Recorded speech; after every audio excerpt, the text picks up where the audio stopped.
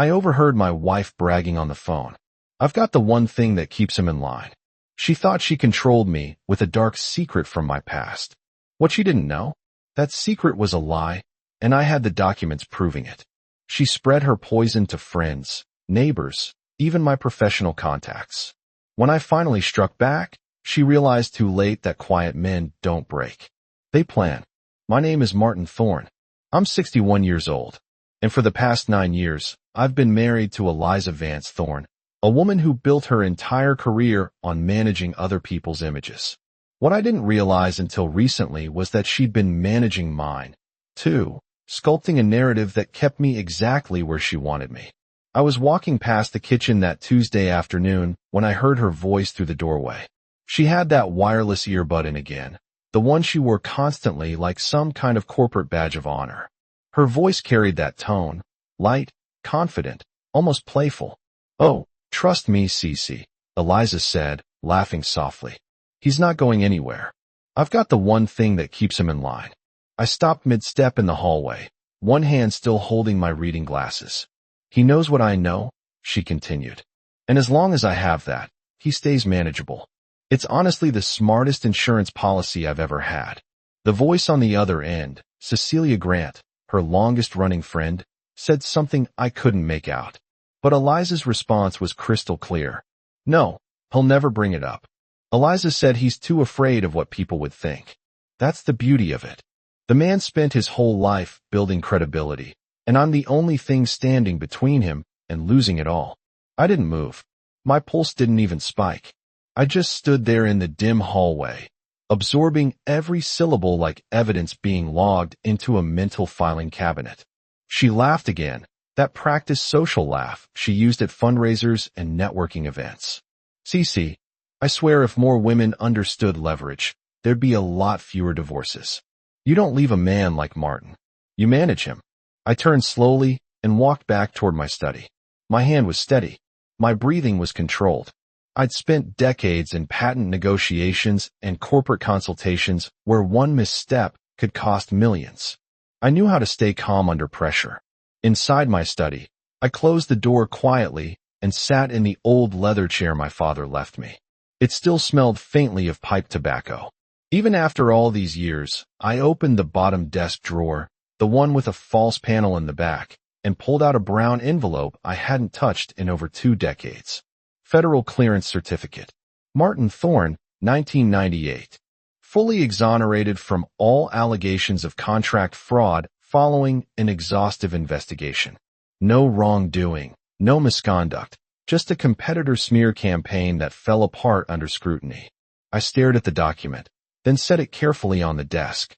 She thought she had leverage. She thought wrong. And as I sat there in the fading afternoon light, I realized something I should have understood years ago. Eliza hadn't married me for love. She'd married me for control. And now it was time to take it back. I didn't sleep that night. Not from anxiety, but from clarity. When you finally see the full picture after years of looking at fragments, rest becomes irrelevant. I spent those hours in my study, door locked, desk lamp, casting long shadows across documents I'd kept filed away for decades. The Federal Clearance Certificate was just the beginning. Beneath it lay copies of the investigation report, witness testimonies, and the final judgment that cleared my name completely. The accusations have been fabricated by a rival consulting firm trying to edge me out of a lucrative government contract. When the truth came out, they settled quietly, paid damages, and disappeared in a bankruptcy within 2 years. But I never talked about it. Not publicly. Not even with Eliza when we first started dating. She'd asked once early on, something vague about why I left. Government contract work. I'd said it was complicated and moved on. She must have dug deeper on her own, found the initial allegations, and assumed the worst. Then she weaponized it. At 7 o'clock in the morning, I made the call. "Arthur Cole." The voice answered, rough with sleep. "Arthur, it's Martin Thorne," I said. There was a pause. Then a shift in tone. "Martin, it's been what, 8 years?" "About that," I said. "I need your help. Legal strategy, not litigation." "Not yet, anyway." "I'm listening," Arthur said, suddenly alert. I laid it out in 15 minutes. The overheard conversation, the years of subtle control, the false narrative Eliza had been spreading to friends, neighbors, probably colleagues. Arthur listened without interrupting, a skill that made him one of the best attorneys I'd ever worked with. When I finished, he was quiet for a moment. "You still have the clearance documents?" Arthur asked. "Right in front of me," I said. "Good. Don't move them. I'm coming over this afternoon." Arthur said, "Bring everything you've got. Financial records, property documents, anything she signed in the last 9 years." "There's a post-nuptial agreement," I said. "She signed it 5 years ago after my heart scare. Said it was just paperwork to protect both of us." Arthur's tone shifted. "Did she read it?" "She skimmed it," I said. "Signed it over wine at the kitchen table." "Martin," Arthur said slowly, "tell me you built protections into that document." "I did," I said. "She waived rights to any professional income, licensing fees, and intellectual property revenue. It's all in there." There was a low whistle on the other end. "She signed away her claim to the Golden Goose and didn't even realize it." "That's what I'm hoping," I said. "We need to verify the language." Arthur said, "If it's as tight as you say, she's already lost this fight. She just doesn't know it yet." I looked at the stack of papers on my desk. "What's the next move?" "We document everything," Arthur said. "Every conversation you can remember, every person she told that story to, every time she used your so-called past against you. Then we wait. Let her make the next move. When she does, we'll be 3 steps ahead." "She thinks she controls the narrative," I said. "She did," Arthur replied. "But narratives only work when they're true. And hers just fell apart." After we hung up, I walked to the window and looked out at the garden Eliza had redesigned 2 years ago. Expensive stone paths, imported plants, all paid for with money she thought was partially hers. It wasn't, and soon she'd figure that out. Arthur arrived at 3 o'clock in the afternoon carrying a briefcase that looked like it had survived a war. We sat in my study while Eliza was out at one of her networking lunches, the kind where she collected business cards and cultivated influence. "First things first," Arthur said, spreading documents across my desk. "We need to secure your financial position before she realizes what's happening." I handed him the post-nuptial agreement. He read it slowly, occasionally making notes in the margins with a red pen. "This is solid," Arthur said finally. "She waived all claims to professional income, licensing revenue, and any intellectual property generated during the marriage." "Did you draft this yourself?" "I had help from a business attorney at the time," I said. "Eliza thought it was just estate planning after my heart issue. She signed without reading it," Arthur stated rather than asked. "She was 3 glasses into a bottle of Chardonnay," I said. "Kept saying it was just paperwork and that we trusted each other." Arthur smiled grimly. "Trust is expensive. She's about to learn that lesson." Over the next 2 hours, we went through everything. Joint bank accounts that I could legally transfer into a trust. Investment portfolios where my name carried the primary authority. The house deed, which was actually held by an LLC I'd formed 6 years ago with Eliza listed only as a resident, not an owner. "You built a fortress without her noticing," Arthur said. "I built protection," I corrected. "I never thought I'd need to use it. But you were smart enough to have it ready," he said. "Now here's what happens next. We start moving assets quietly. Nothing dramatic. Nothing she'll notice immediately. Small transfers, account restructuring, password updates. By the time she realizes something's changed, it'll be too late to stop it." "What about her accounts?" I asked. "Leave them alone," Arthur said. "Let her think everything's normal. The moment she suspects you're preparing for something, she'll escalate. We want her calm until we're ready." That night after Eliza came home smelling of expensive perfume and talking about some gallery opening, I sat at my computer and began the process. Transferred funds from our joint account to a trust established under the LLC. Updated beneficiary information on my life insurance. Changed passwords on financial platforms to devices she didn't have access to. It took 90 minutes. When I was done, she still had access to her credit cards and the household account. Everything looked normal on the surface, but beneath it, the foundation she thought she stood on had just shifted. She didn't know it yet, but she was already standing on borrowed ground. I closed my laptop and went to bed, sleeping soundly for the first time in weeks. 3 days later, my daughter Clara called. "Dad," she said, her voice careful and measured the way it got when she was working through something complicated. "We need to talk. Can I come by tomorrow?" Clara was a corporate attorney, sharp as a blade and twice as careful. If she wanted to talk face to face, it wasn't casual. "Tomorrow works," I said. "Morning or afternoon?" "Morning," Clara said, before Eliza's usual schedule. "I'd rather keep this between us for now." She arrived at 9 o'clock, dressed in business casual, carrying a leather portfolio similar to the one I'd taken to Arthur's office. We sat in the study, door closed. "I heard something," Clara said without preamble, "from a colleague whose wife knows Eliza socially. She's been telling people you were involved in some kind of fraud case years ago, that you were investigated and barely escaped charges." My jaw tightened, but I kept my voice level. "What exactly did she say?" Clara pulled out her phone and read from notes. "According to the source, Eliza told several people at a charity luncheon that you were investigated for contract tampering in the 90s, that your reputation was destroyed, and that she's the only reason you have any professional credibility left." "She said that publicly?" I asked. "To at least 6 people," Clara confirmed. "One of them was Marian Jennings. You remember her?" I did. Marianne's husband sat on 2 boards I consulted for over the years. "How much damage?" I asked. Clara's expression darkened. "Potentially significant. Marianne's husband mentioned it to someone on the Clearwater Foundation board. They're the ones who hired you last year for the technology patent review. They're questioning my credibility," I said. "They're questioning whether to continue the contract." Clara said, "Dad, this isn't just social gossip anymore. This is impacting your professional reputation." I stood and walked to the window. Outside, the gardener Eliza had insisted we hire was trimming hedges I used to trim myself. Everything in our life had become performative, curated for appearance. "I have documentation," I said. "Federal clearance from 1998. Full exoneration." Clara straightened.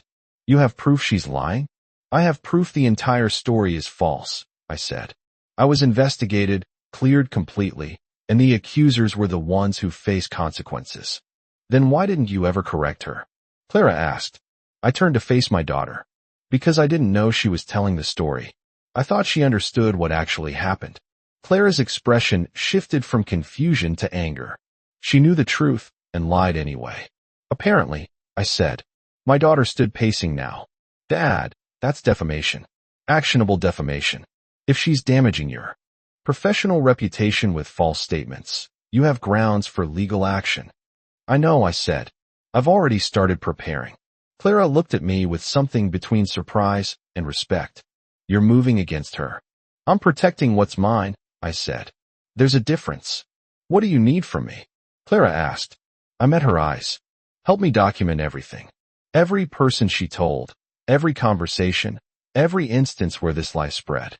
We're building a case, and I needed to be bulletproof." Clara nodded slowly, her attorney mind already working through the strategy.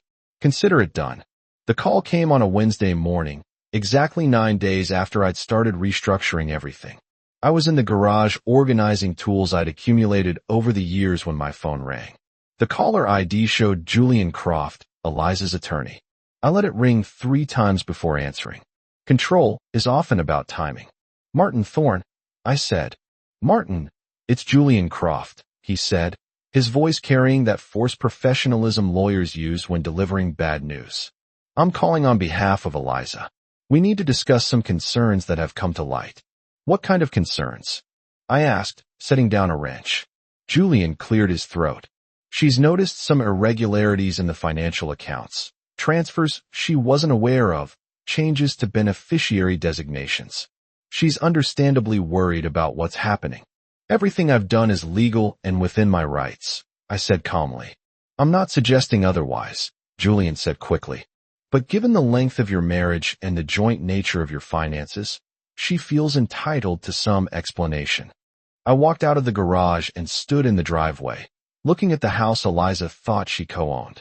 "Julian, I assume you've reviewed the post-nuptial agreement we signed 5 years ago." There was a pause, a telling one. "I have," Julian said carefully.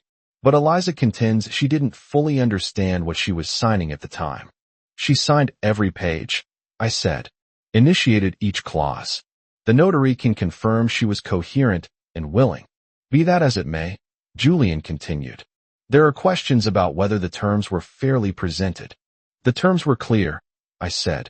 She waived rights to my professional income, licensing revenue, and intellectual property. That wasn't hidden in fine print, Julian. It was the primary purpose of the document. Another pause. Longer this time. Martin, Julian said, his tone shifting slightly. What's really going on here? Eliza seems to think you've discovered something. She's quite agitated. She should be, I said. I've learned she's been telling people I was involved in criminal fraud, that I was investigated and barely escaped prosecution, that she's the only reason I have any credibility left. The silence on the other end was absolute. Julian, I continued, I have federal clearance documents proving every word of that story is false. I was investigated. Yes, I was also completely exonerated. The people who made the accusations face consequences, not me. And Eliza has been using that lie to control me for years. I see, Julian said quietly. Do you? I asked. Because I'm guessing she didn't mention that part when she hired you. She mentioned a misunderstanding, Julian said carefully. It's not a misunderstanding when you tell 6 people at a charity luncheon that your husband is a fraud, I said. That's defamation, and it's cost me professional contracts. Julian was quiet for several seconds. When he spoke again, the professional veneer had thinned considerably. Martin, I think there may have been some miscommunication about the facts here. I think so too, I said. And Julian, when this comes out fully, you might want to reconsider your position in this situation because she's just learned the truth about herself, not me. I hung up before he could respond. Inside the house, I heard Eliza's voice rising from the kitchen, talking rapidly on the phone. She'd gotten the news. The trap had just closed around her, and she was beginning to realize it. 2 days after Julian's call, something happened that I didn't expect, though perhaps I should have. Evan, Eliza's son, showed up at the house while she was out shopping. He was 26, still living off his mother's money, while calling himself an entrepreneur and lifestyle influencer.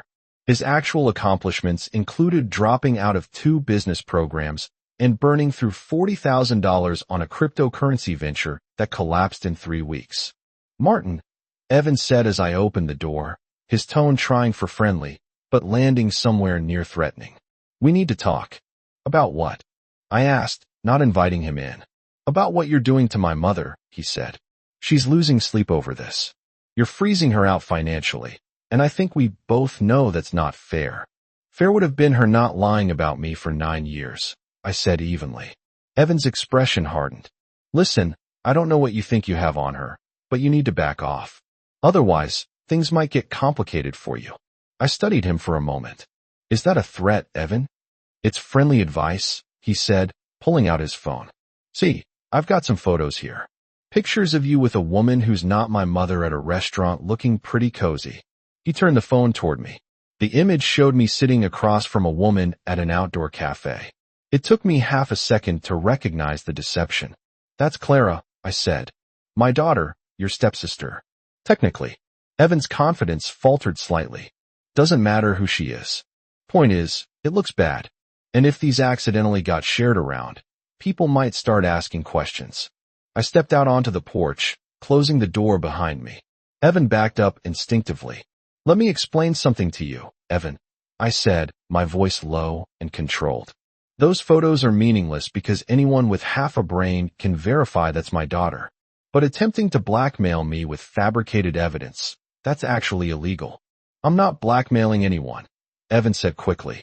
I'm just saying. You're saying you'll spread false implications unless I stop protecting my assets, I interrupted. That's extortion, and I've got our entire conversation recorded on the security camera above the door. Evan's eyes flicked upward to the camera, then back to me. My son Leo installed that system last month, I said. Video and audio crystal clear. Want to say anything else for the record? Evan's face paled. He pocketed his phone and took another step back. This isn't over.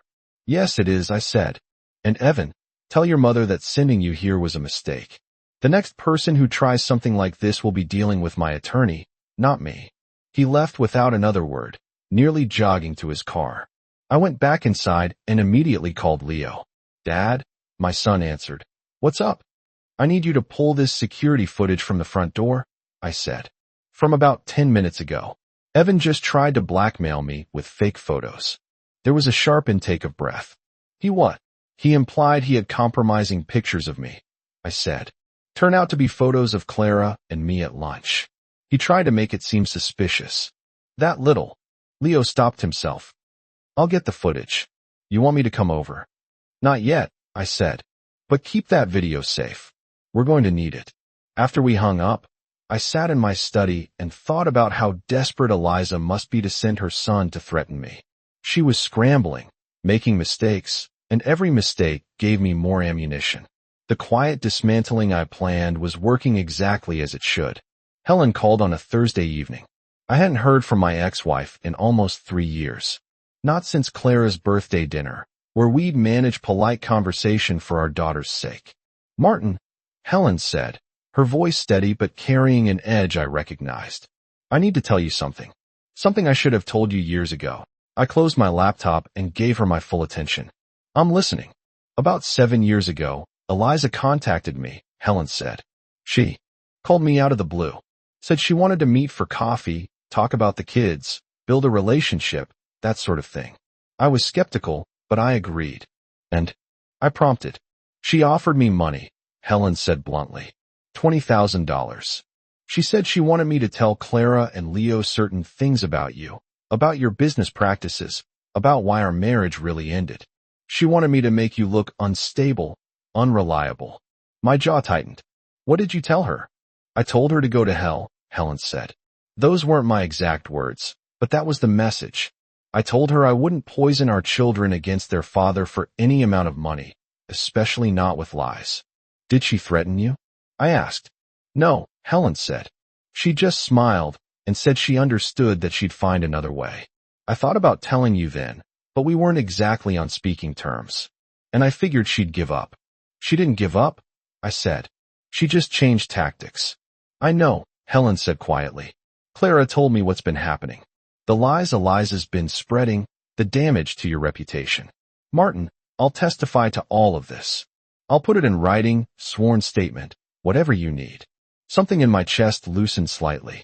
Helen and I hadn't ended well, but she'd always been honest. Fierce, sometimes difficult, but honest. Why now? I asked. Because those kids deserve better than what I gave them during the divorce, Helen said. And because you deserve better than what that woman's doing to you. I failed you once. I won't fail you again. Thank you, I said simply. Don't thank me yet, Helen said. When this goes public, I'm going to tell everyone exactly what Eliza tried to do. She tried to buy false testimony against you from your children's mother. People need to know what kind of person she really is. After we hung up, I sat in the study for a long time. The pieces were falling into place faster than I'd anticipated. Eliza had built her strategy on manipulation and lies, but every thread was unraveling. Arthur needed to hear about this immediately. Clara called me 3 days later with news that shifted everything into a higher gear. Dad, she said, her voice carrying that controlled intensity she used when she'd found something significant. I've been digging into Eliza's charity work, the Canvas and Cause initiative she started 4 years ago. What about it? I asked. It's a shell, Clara said. I pulled the tax filings. Last year, they claimed $73,000 in donations. Guess how much went to actual charitable programs? Tell me, I said. $12,000, Clara said. The rest went to administrative costs, salaries, travel expenses, event planning. Dad, she paid herself $42,000 as executive director of a charity that holds 3 events a year. I felt a cold anger settle in my chest. That's legal. Technically, yes, Clara said. But it's ethically questionable, and donors would be furious if they knew. Most of the money came from people who thought they were funding art programs for underprivileged kids. Instead, it funded Eliza's lifestyle. Can you prove this? I asked. Already did, Clara said. I've got the 990 forms, the bank statement from the foundation's account. She's listed as a signatory and receipts showing where the money actually went. Dad, she used charity funds to pay for a trip to Napa Valley. Called it a fundraising expedition. Send everything to Arthur, I said. Already done, Clara confirmed. He said this could open her up to IRS scrutiny, possibly fraud charges if it's determined she misrepresented the foundation's purpose to donors. Good, I said. There's more, Clara added. Evans listed as a paid consultant for the foundation, $18,000 last year for social media management. I checked. The foundation's Instagram has 47 followers and hasn't been updated in 8 months. The picture was getting clearer. Eliza hadn't just lied about me. She'd built an entire ecosystem of deception using other people's money and good intentions to fund herself and her son. Clara, I said, you've done excellent. Work on this. We're not done yet, my daughter said. But we're getting close. She's going to fall hard when this all comes out. I know, I said, and she built every bit of it herself. Eliza came to my study on a Thursday evening. I've been expecting this. Desperation has its own timeline, and hers had just reached critical mass.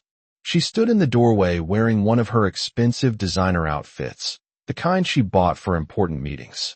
Her makeup was perfect, her hair styled. She was dressed for negotiation. Martin, she said, her voice softer than I'd heard it in years. Can we talk? Really talk. I gestured to the chair across from my desk. She sat down, crossing her legs carefully. I know things have gotten complicated between us, Eliza began. And I think maybe we both said things, did things we regret. But we're adults. We can work this out. I said nothing, just watched her. I've been thinking, she continued, about what would be fair for both of us. A clean separation, no drama, no lawyers fighting. I walk away quietly. You give me $500,000, and we both move on with our lives. $500,000? I repeated. It's reasonable, Eliza said quickly. Given the length of our marriage, what I've contributed to your life, your career, I think it's more than fair. Actually, I could ask for much more. Could you? I asked. Martin, please, she said, leaning forward. Don't make this harder than it needs to be. I know you're angry about some things I said. Maybe I exaggerated a little about your past. People do that. It doesn't have to be this big dramatic thing. Exaggerated, I said flatly. Fine, I was wrong, Eliza said, her voice rising slightly. I shouldn't have said those things. But you know how social circles are. People talk. Sometimes you have to embellish to keep up. I didn't mean any real harm. I opened my desk drawer and pulled out a folder. Inside were printouts of the charity's tax documents, the bank statements showing her personal expenses paid with foundation money and witness statement from people she lied to about me. Eliza, I said calmly, you defrauded donors to a charity you created. You paid yourself and Evan with money people donated for children's art programs. You attempted to bribe my ex-wife to poison my children against me. You've been telling people for 9 years that I'm a criminal when you knew it was false. And you think $500,000 makes this go away? Her face paled. You can't prove any of that. I can prove all of it, I said. Tax documents, bank records, witness statements, recorded conversations. Evan's attempted blackmail was captured on security cameras. Everything's documented. Eliza stood abruptly. You're bluffing. Try me, I said. She stared at me for a long moment. Then her expression changed. The facade of cooperation vanished, replaced by something colder. If you push this, Martin, I'll destroy you, she said. I'll tell everyone everything. I'll make your life hell. You already tried that, I said. It didn't work. The only person you destroyed was yourself. She walked at the door, then turned back. This isn't over. Yes, it is, I said. You just haven't accepted it yet. She left, slamming the door hard enough to rattle the frame. I picked up my phone and texted Arthur. She just made her final move. Time to respond. His reply came seconds later. Ready when you are. For months later, I stood in my study looking at documents that represented the end of a 9-year mistake. The divorce was finalized. Eliza had signed everything 3 weeks ago, her attorney having finally convinced her that fighting would only make things worse. She'd walked away with nothing. The post-nuptial agreement held up perfectly in court. She had no claim to my professional income, my licensing revenue, or the house. Her attorney had tried to argue she'd been coerced, but the notary's testimony destroyed that argument in minutes. The charity fraud investigation was ongoing. The IRS had gotten involved after Clara submitted the documentation. Eliza was facing potential charges, and several major donors had already filed civil suits. Her reputation in Portland social circles was demolished. Evan had disappeared to Seattle, supposedly working on a new venture. Translation: hiding from his mother's implosion and trying to rebuild his life away from the wreckage. Clara and Leo had both called that morning to check on me. "You doing okay, Dad?" Leo had asked. "Better than okay," I'd told him. Honestly, the house felt different now, quieter, but in a peaceful way. I'd removed all of Eliza's designer touches. The expensive art she'd insisted on. The furniture that was more about image than comfort. It felt like my space again. Helen had stopped by last week, the first time she'd been to the house since the divorce was final. We'd sat in the kitchen drinking coffee like old acquaintances who'd survived the same war. "You look good, Martin," she'd said. "Lighter somehow." "I feel lighter," I'd admitted. "Like I've been carrying something heavy for years and finally put it down." "The kids are proud of you," Helen said. "For standing up to her, for not letting her win." "I didn't do it to win," I said. "I did it because it was right." Now, standing in my study, I thought about what Arthur had said when the divorce was finalized. "You played this perfectly, patient, methodical, and you let her defeat herself." He was right. I hadn't needed to be aggressive or vindictive. I just needed to be prepared and wait for the truth to surface. Eliza had built her empire on lies and manipulation. And when the foundation collapsed, she collapsed with it. My phone buzzed. A text from Clara. "Dinner Sunday. Leo and I want to celebrate with you." I smiled and typed back, "I'll be there." I looked around the study one more time. My father's chair. The books I'd collected over decades. The patent certificates on the wall from inventions I'd actually created. This was real. This was earned. Eliza had thought she could control me with a fabricated story about my past. Instead, in her own way, she taught me something valuable. Quiet strength defeats loud manipulation every single time. You just have to be patient enough to let it play out. I closed the folder containing the divorce papers and filed it away. That chapter was finished. Time to write the next one. And this time, I'd be the only author.